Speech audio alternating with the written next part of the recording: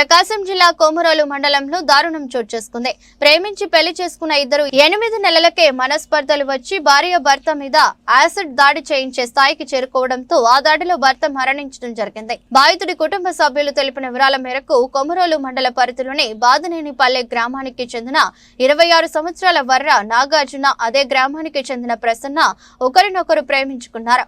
పెళ్లి చేసుకోవాలనుకున్నారు. ఇద్దరు వారి ఇంట్లో నుండి గత ఏడాది ఆగస్టున వెళ్లిపోయారని, రాజంపేటలో కాపురం పెట్టారని తెలిపారు. నాగార్జున అక్కడ ఒక హోటల్లో పంట మాస్టర్ గా చేరాడని, వారి కాపురం 6 నెలలు సజావుగా సాగిందని, అనంతరం వారి కాపురంలో ఇద్దరి మధ్య కలహాలు రావటం మొదలుపెట్టాయని అన్నారు.